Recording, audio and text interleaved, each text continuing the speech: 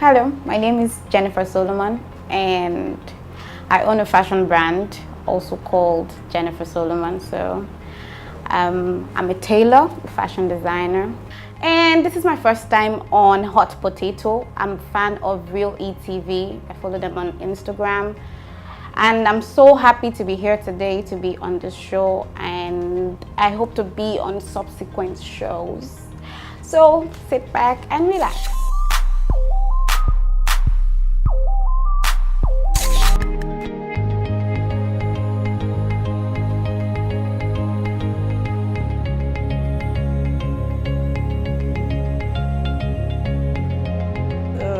Yes, I'm a feminist. I am a feminist. No, and never. Yes, I am a feminist. I am. I would rather fight for rights, need, want, rather than equality. What do I want to use equality to do? I beg. I am not a feminist, and I don't want to.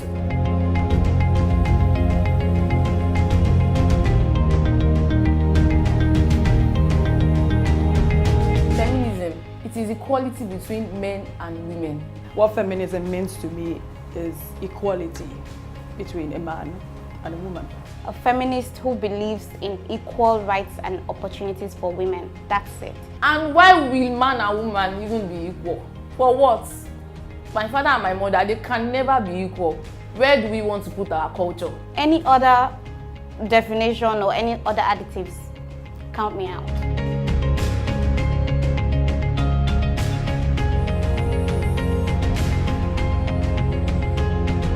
Mostly women from the north, the middle belt where I'm from, they are more oppressed than women from the west, the south.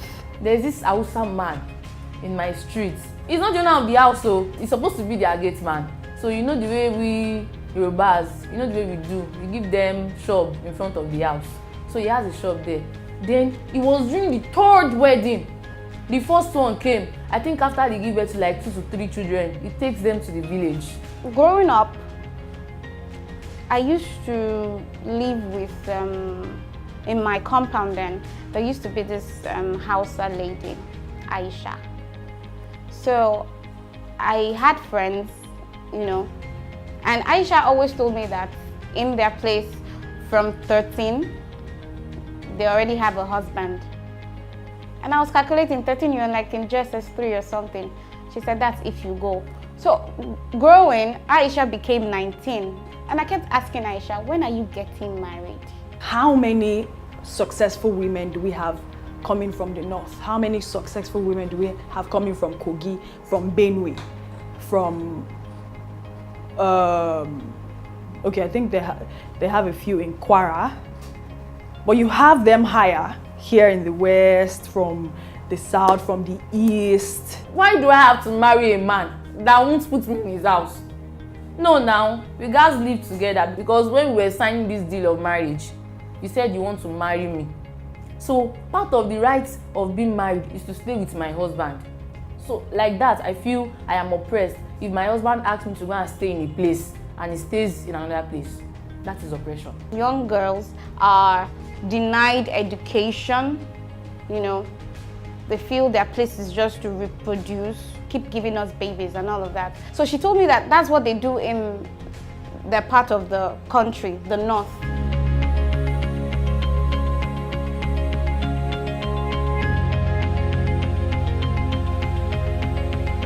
Of course, men should be feminists. Why do they have to fight for feminism again? Because the culture plays them ahead, and they will always be. This feminism thing is not just a woman's thing, is it? It's not. It's just that it was coined out from the word feminine, you know.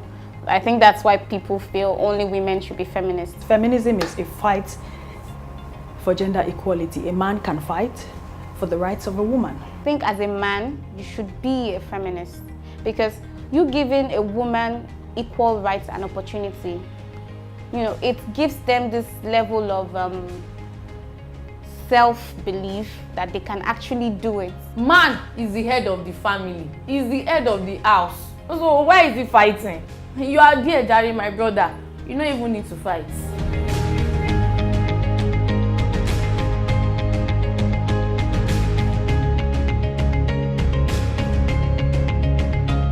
can't be equal because the husband is the head of the family. Once you decide to get married to someone, they're called your partner, not a junior partner, junior associate, or, you know, anything inferior. You guys are equal. A man and a woman presently, out of 100% marriages, more than half aren't equal. But I think they should be equal. If I'm to fight for equality, it means if my husband is going to pay 1 million for house rent, we should divide it into two. No. He that wants to marry me, he knows that he's marrying me is to take care of responsibility and everything that comes with me. Carry all my load. So I cannot be equal with him in the marriage. I'm not yet married, and I do not live with these couples that are married. So I don't know how they live their day-to-day, you know. So we don't know these things. I don't know if they're equal, but I think they should be equal. I'm a feminist and I fight for equality in every situation. Not like I'm trying to be a liability, but the men will always do more than the woman because it is their right.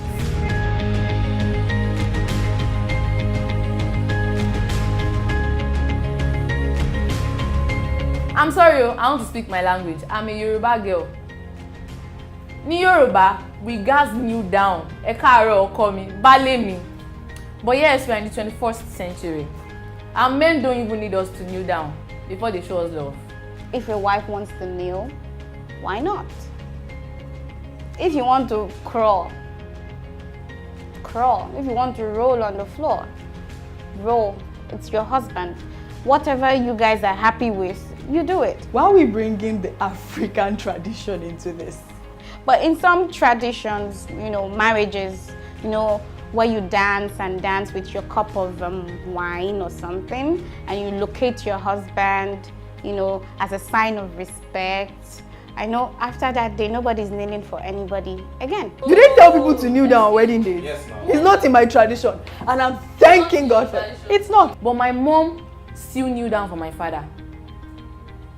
Days that my father does stuff for we the children and my mom is not even expecting him to do it. My mom goes down and kneels to say, "Ọkọ mi ò ṣé," means my husband, thank you, appreciation.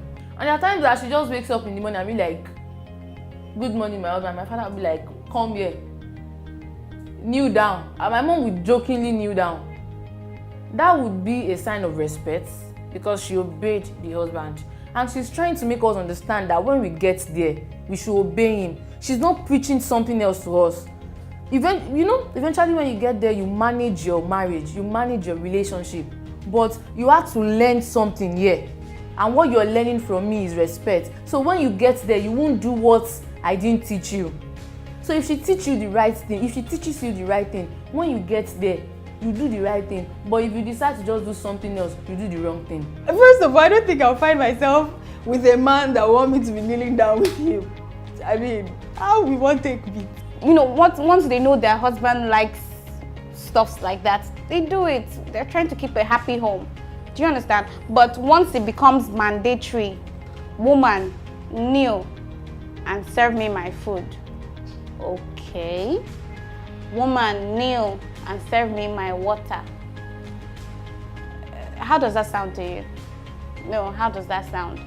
It's not right once it becomes mandatory or, you know, you are being coerced to do it. You shouldn't be. You should do it of your own free will. The society we have today, I'm not a white lady. I'm a black girl, African. We have culture. And our culture have us to obey our husband.